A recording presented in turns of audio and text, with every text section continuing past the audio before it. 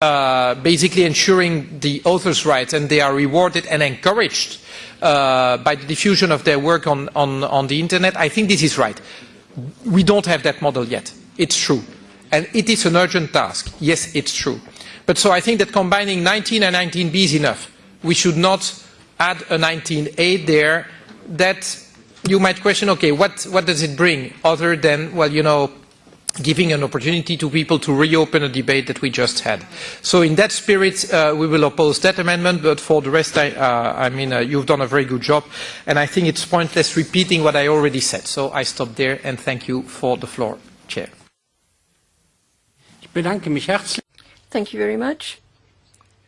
And now I would like to give the floor to the Commission, Mr. Colasanti. But before I do that, I would like to inform you that Mr. Colasanti is here for the last time today in his current function, because in 3 days he's going to have a lot of free time, just free time, nothing else. And so we wish him all the best for this new period. And we'd also like to thank him for all of the excellent cooperation that we've had over recent months and years. We've had constant discussions, arguments, but we've had a very productive outcome, so we would just like to thank him very much. And perhaps just to conclude, you could help us with this draft.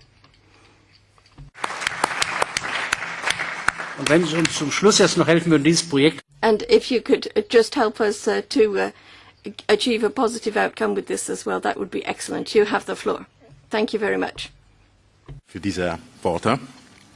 Thank you for those kind words, and thank you very much for all of the support that I have received.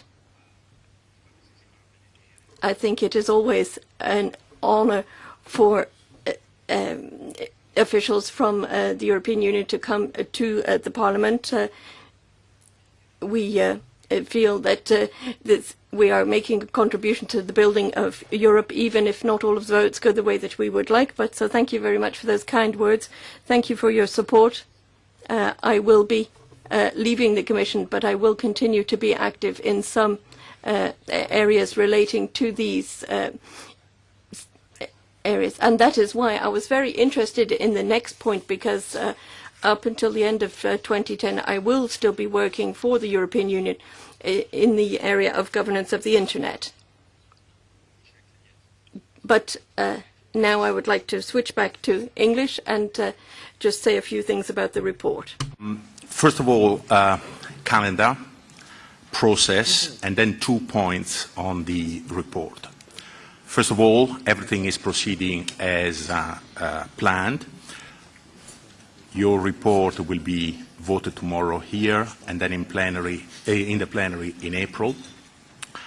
That will allow us sufficient time to take into account your contribution in the document that the Commission will be putting forward for the digital agenda. And I can reassure Mrs. Niebel that the Commission is absolutely aware of the growing importance of Parliament, and this will clearly be reflected also in the way we will be dealing, analysing, considering the contribution coming from Parliament. But I said 2 comments on the report. One is on a point that has already been mentioned by many speakers, that is the focus in the report. And the second one is on what I consider perhaps the most important contribution of the report, the emphasis on achieving results, on the implementation, on the governance. Now, on the first point, the focus, clearly that was not easy. The area covered by the digital agenda, the framework, as Mrs. Pilar de Castillo has described it, covers many, many areas. Witness, for instance, the interesting document that the industry has adopted on the 18th of January, and that was presented in Madrid, a joint work with the Spanish presidency. If I'm not wrong, that report contains 78 recommendations. That just shows how large the scope of the area covered by the digital agenda is. But you have managed to focus on a certain number of points. Clearly, the need to have the infrastructures, the need to have the single market as a way of measuring progress that has been made, and as you said in your presentation, all this around the user as the final goal, with all the measures that you have about skills and so on. So the report is dense, contains important elements, and gives us a series of useful pointers that we will be taking up. But I move to the second point that I consider probably the most important. Clearly, the situation in terms of promoting information and communication technologies today is slightly different from that of 5 years ago, 10 years ago, because the reality has changed, because there are new technological developments. But by and large, the need to have, to achieve better results, to use information and communication technologies has always been there and is always there. Now, what has changed now is the urgency with which we need results. And I think your report stresses the fact that, yes, we have said a number of things already a few times, but this time we must show that we mean them and that we will achieve results. And I welcome your courage in asking for a more effective benchmarking. The Commission, to a certain extent, has been doing benchmarking already in the past, in the sense that we have always produced analysis, reports about the performance of the Member States, but clearly you are encouraging us to make that more visible and to make sure that there is a certain pressure that is collectively exerted on all those who have the responsibility of implementing the measures taken. And I also welcome, in general, the emphasis that you have placed on implementation of all legislation, but in particular of the regulatory framework. We now have a set of rules, we have to apply them, and there is still a lot that needs to be done. So I welcome the interest that you're showing in this aspect. And we are discussing with the Spanish presidency the possibility of having in the forthcoming Telecom Council a discussion on this very point on the basis of 2 reports that the Commission is presenting on the implementation of the regulatory framework, on the application of the procedure known in the jargon as Article 7 procedure. So thank you very much for the focus, and thank you very much in particular for this emphasis on the implementation on achieving results. Herzlichen Dank. Thank you very much. Ladies and gentlemen, I think that concludes the debate for today. And in fact, I think that concludes it completely, because we'll be voting on this tomorrow. And perhaps situations will change overnight. But so thank you to everyone. Thank you, and enjoy your retirement. Punkt aufrufen, Internet governance. The next point, Internet governance. The next steps. Our colleague Sosa Wagner is the rapporteur for this, and I would like to give the floor to him to start.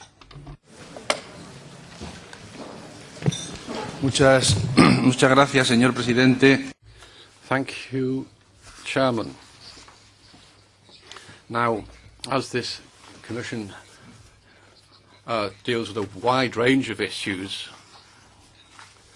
perhaps it's worth reminding everyone about what this report is about. As you said, Chairman, it's concerned with Internet governance.